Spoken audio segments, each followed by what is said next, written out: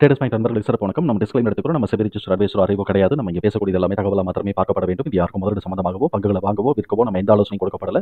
எல்லா தொழிலும் ரிஸ்க் இருக்கும். ரிஸ்க் புரிஞ்சு எச்சரிக்கையோட தொழில் செய்யும்போது எல்லாமே நல்லா இருக்கும். நம்ம ஆதரிக்கிற அனைத்து நல்ல உள்ளங்களுக்கும் நன்றி. வளமுடன் வாழ்க. வணக்கம் நண்பர்களே. நம்மளுடைய சப்ஸ்கிரைபர் நம்பர் சப்ரோஸை பற்றி பேசணும்னு சொல்லிட்டு ஒரு 2 வீக்ஸ்க்கு முன்னாடி கமெண்ட் பண்ணியிருந்தாங்க. நம்ம இப்போ அதை எடுத்து அனலைஸ் பண்ணுவோம். லாங் டேர்முக்கு இதை எந்த அளவுக்கு பொட்டன்ஷியல் இருக்குங்கிறதுக்கான ஒரு மேலோட்டமான அனாலிசிஸ். இப்போ இவங்க என்னென்ன ப்ராடக்டை இப்போ இவங்க ஹேண்டில் பண்ணுறாங்க அப்படின்னு சொன்னாக்க, கூலிங் சிஸ்டம். இந்த கூலிங் சிஸ்டத்துக்கு உண்டான கம்ப்ரஸர், கண்டென்சர்ஸ், அதுக்கு உண்டானது heating, ventilation and conditioning system, அதுக்கு உண்டான ஸ்பேர்ஸான டியூப்ஸு. என்னென்ன செக்மெண்ட்டில் உள்ளே இருக்கிறாங்கன்னா, bus AC, rail AC, residential AC, commercial AC, transport refrigeration, truck and cabin AC system, off roaders AC. இது எல்லா செக்மெண்ட் ஆல்மோஸ்ட் எல்லா டிரான்ஸ்போர்ட் இதுலேயும் கொண்டு வந்துட்டாங்கன்னா, ஃப்ளைட் அண்டு ஷிப்பு மாத்திரம் தான் சேர்த்தாங்கன்னா அதுவும் கம்ப்ளீட் ஆயிரும் இப்போ இருக்கக்கூடிய நிலையில். இப்போ நமக்கு மக்களுடைய புழக்கத்தில் இருக்கக்கூடிய எல்லா இடத்துலையுமே இவங்க இப்போ சேர்த்துட்டாங்க அப்படிங்கிறத நம்ம புரிதலுக்குள்ளே எடுத்துக்கிறோம். சரி, இப்போ நம்ம ஒரு எக்ஸாக்ட் டேட்டா பார்க்காட்டியும் ஒரு நார்மலாக ஒரு குத்துமதிப்பான ஒரு டேட்டா நம்ம பார்ப்போம். குவாலிட்டேட்டிவ் டேட்டா நம்ம பார்ப்போம். குவான்டிடேட்டிவ் வேண்டாம், குவாலிட்டேட்டிவாக நம்ம பார்ப்போம். ட்ரெயினில் என்ன செய்யுது, கம்பார்ட்மெண்ட்ஸ், ஏசி கம்பார்ட்மெண்ட்ஸும் ஒரு ட்ரெயினுக்கு ஒரு 2, 3 இல்லாட்டி 4 வைக்கிறாங்க. ஒவ்வொரு செக்மெண்ட்லையும் first class, second class, third கிளாஸில் ஒவ்வொன்றிலையும் 2 வைக்கிறாங்கன்னு வச்சுக்குவோம். அப்போ கிட்டத்தட்ட ஒரு 6 தேவைப்படுது, இல்லாட்டி 5 தேவைப்படுது. ஏற்கனவே இருக்கக்கூடிய கோச்சஸோட லைஃப் டைம் முடிஞ்சிச்சுன்னா புது கோச்சஸ் எடுக்கணும். இது ஒன்று.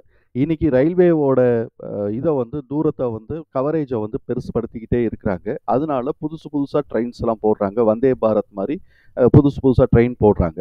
அப்போ அதோட க்ரோத் ரேட்டும் இன்னும் நல்லா இருக்கு. அதுக்கப்புறம் நம்ம பேசஞ்சர்ஸ் வெஹிக்கிள்ஸ் அண்ட் பஸ்ஸை நம்ம எடுத்துக்குவோம் டிரான்ஸ்போர்ட் சிஸ்டத்தில். அந்த வகையில் பார்த்தோம் அப்படின்னு சொன்னால், ஏற்கனவே இருக்கக்கூடிய பெட்ரோல் அண்ட் டீசல் இன்ஜின்ஸு இது எல்லாமே லைஃப் டைம் முடிஞ்ச உடனே இனிமே இதை எந்த அளவுக்கு பண்ண போகிறாங்கங்கிறது தெரியாது. ஏன்னா எல்லாமே இவி வெஹிக்கிளாகவும் ஹைட்ரஜன் வெஹிக்கிள்ஸாகவும் மாறப்போகுது.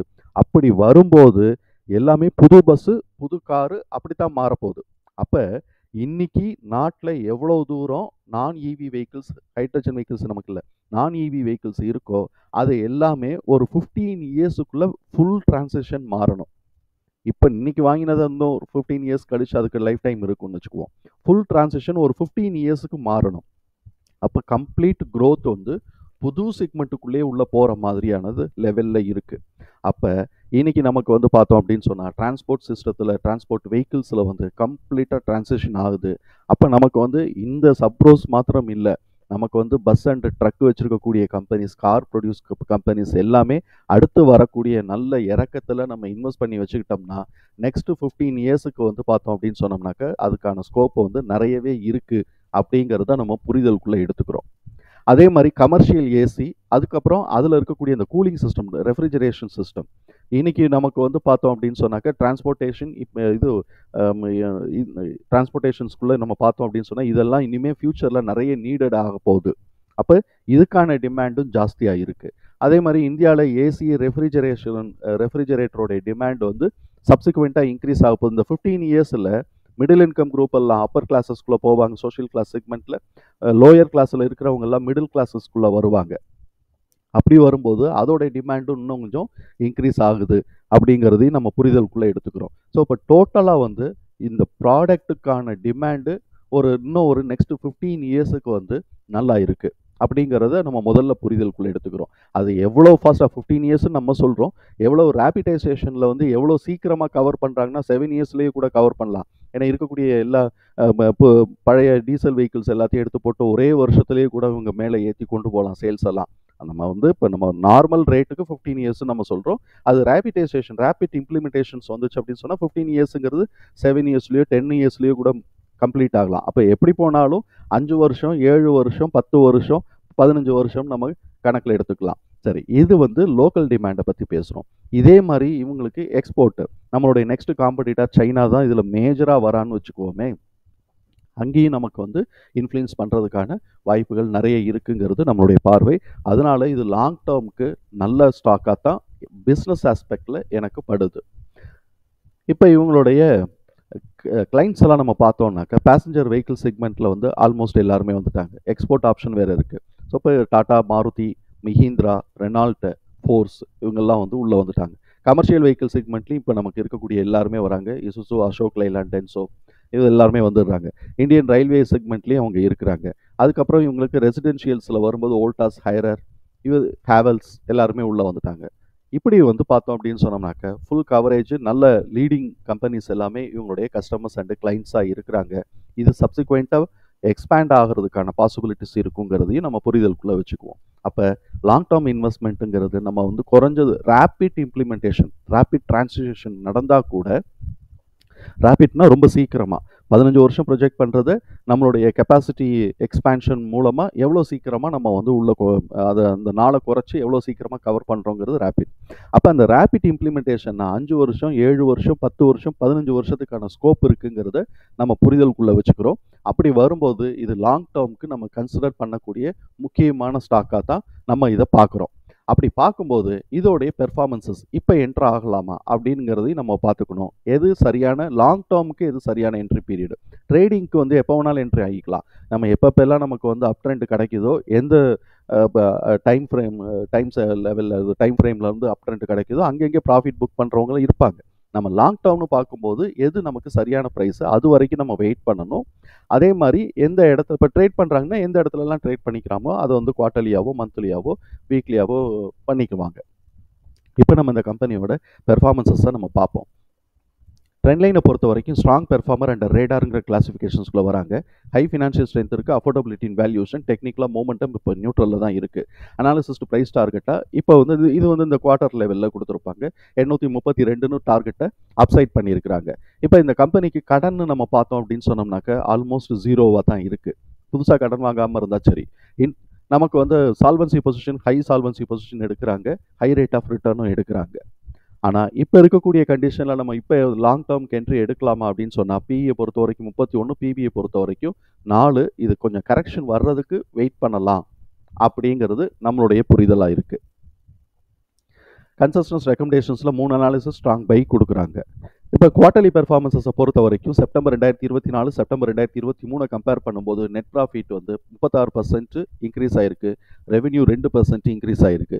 இப்போ நமக்கு வந்து இந்த Q2Qன்னு நம்ம பார்க்கும்போது கிட்டத்தட்ட ஒரு 20 கோடி ரூபாய்க்கு ரெவென்யூ இன்க்ரீஸ் ஆகிருக்கு, 1 கோடி ரூபாய்க்கு நெட் ப்ராஃபிட் இன்க்ரீஸ் ஆகிருக்கு. இபிஎஸ் உடைய லெவல் 5.6ன்னு 20 பைசா கூடி 5.6ங்கிற லெவலில் இருக்குது. எம்எஃப் தன்னுடைய ஹோல்டிங்கில் வந்து 0.27% இன்க்ரீஸ் பண்ணியிருக்காங்க. எஃப்ஐஎஸ் தன்னோட ஹோல்டிங்கில் 0.17% டிக்ரீஸ் பண்ணியிருக்காங்க. நம்ம இந்த இபிஎஸ் தகவல்களை தூக்கி நம்மளோட எக்ஸல் ஃபார்மேட்டில் போட்டோம். நம்மளோட எக்ஸல் ஃபார்மேட்டில் நமக்கு கிடைக்கக்கூடிய ப்ரைஸோட ரேஞ்சு நம்ம எடுத்தோம்னா 437லேருந்து 638 அப் ட்ரெண்டில். அப்போ இவங்களே டவுன் ட்ரெண்டுக்கு வந்தாங்கன்னா என்ன வாய்ப்பு இருக்கும் அப்படின்னு பார்த்தோம்னாக்க கிட்டத்தட்ட 329லேருந்து நமக்கு வந்து 212, 127 அந்த ரேஞ்ச் வரைக்கும் இருக்குது. இப்போ இவங்களுடைய புக் வேல்யூ பார்த்தோம்னா 146, அதனால 127க்கான வாய்ப்பு இல்லை. 174 தான் அதுக்கு மேலே இருக்கக்கூடிய ஹையர் ஸ்கோர். அப்போ இவங்க 329லேருந்து 177 அப்படிங்கிற லெவலுக்கு இப்போ இருக்கக்கூடிய இந்த இபிஎஸோட இந்த Q2 வரைக்கும் இருக்கக்கூடிய இபிஎஸோட கண்டிஷன்ஸில் நம்ம சொல்கிறோம். அப்போ நமக்கு வந்து 325 இல்லாட்டி 330லேருந்து 174 வரைக்குமான வாய்ப்புகள் இருக்குது. அப்போ இதில் எந்த லெவலில் வேணாலும் கரெக்ஷன் வந்துச்சுன்னா அது கரெக்ஷன் எடுக்கிறதுக்கான வாய்ப்புகள் இருக்குது. ஆனால் சப்சிக்வெண்ட்டாக க்ரோத்துக்கான ஆப்பர்ச்சுனிட்டி இருக்குங்கிறதுனால 437லேயோ 500லேயோ கூட இவங்க ட்ரெண்டு சேஞ்ச் ஆகலாம். அதெல்லாம் நம்ம பார்க்கலாம்.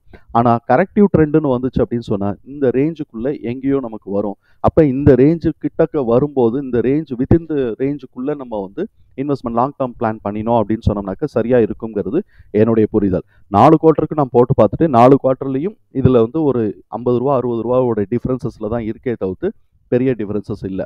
ஸோ இப்போ இந்த லெவலுக்குள்ளே இந்த வருஷம் வந்துச்சு அப்படின்னு சொன்னால் நம்ம லாங் டேர்முக்கு பற்றி நம்ம கொஞ்சம் யோசிக்கலாம் அப்படிங்கிறது நம்மளுடைய புரிதல். இப்போ இவங்களுடைய சார்ட்டில் போய் இதை எப்படி அசம்பிள் பண்ணியிருக்கிறோங்கிறத பார்த்துருவோம். இப்போ ட்ரேடிங்க்குன்னு எடுத்தோம் அப்படின்னு சொன்னால் இவன் வந்து நம்மளோட பிரேக் பாயிண்ட்டு 553.